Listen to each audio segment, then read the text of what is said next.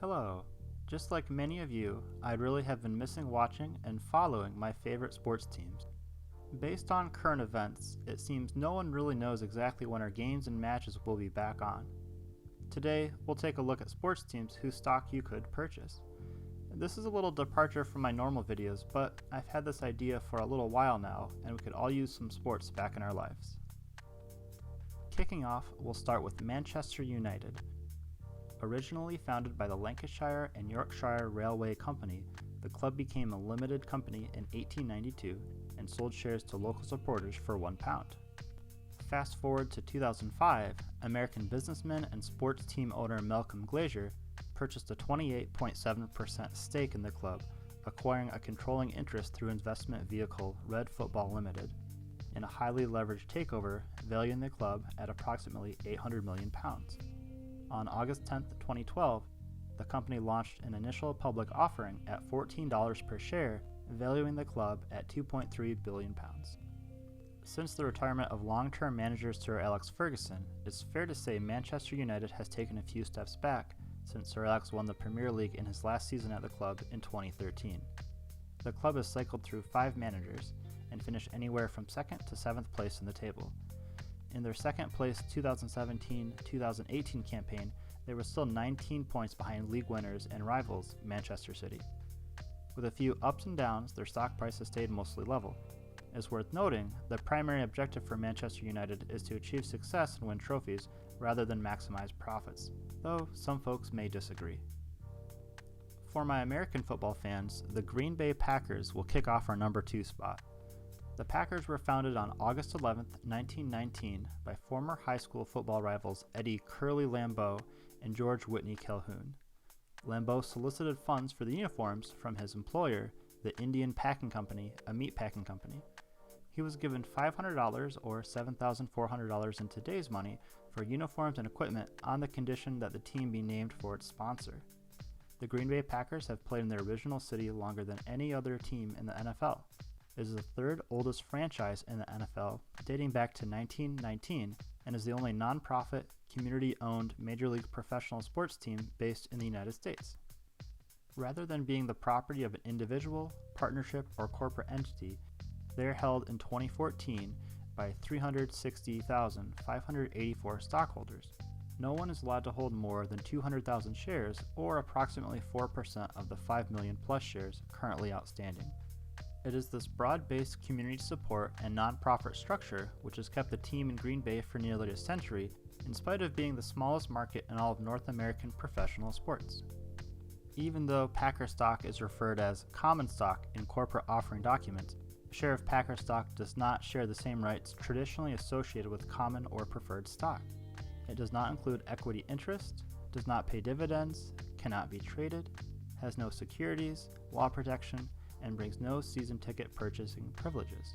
All shareholders receive are voting rights, an invitation to the corporation's annual meeting, an opportunity to purchase exclusive shareholder-only merchandise. Shares of stock cannot be resold except back to the team for a fraction of the original price. While new shares can be given as gifts, transfers are technically allowed only between immediate family members once the ownership has been established.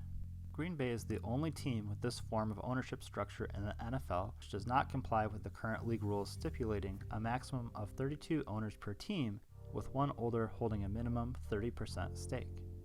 The Packers Corporation was grandfathered in when the NFL's current ownership policy was established in the 1980s.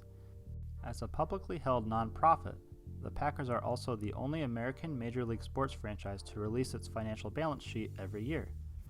The Packers have an exceptionally loyal fan base. Regardless of team performance, every game played in Green Bay has been sold out since 1960. Despite the Packers having by far the smallest local TV market, the team consistently ranks as one of the most popular in the NFL. As a result, season tickets are willed to the next of kin, and newborns are placed optimistically on the waiting list. Batting 3rd and 4th, let's take a look at the Atlanta Braves and Toronto Blue Jays. The Braves were founded in Boston, moved to Milwaukee in 1953, and finally landed in Atlanta in 1966. The Braves' most recent stretch of dominance in the 90s and early 2000s were led by pitchers Greg Maddux, Tom Glavine, and John Smoltz.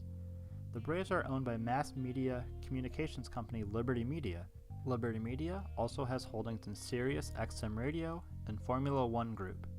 Looking at their stock, the company experienced solid growth until March 2020, like many companies during this time.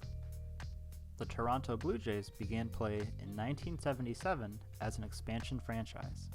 The Blue Jays are Canada's only MLB team. Sorry, Expo fans. The Jays won back-to-back World Series titles in 1992 and 1993. The Blue Jays have been owned by Rogers Communications since 2000. Rogers operates in the wireless communication, cable TV, and internet business space. From my American perspective, Rogers seems like a Canadian Verizon.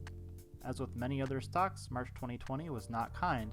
However, Rogers has experienced solid growth overall over time.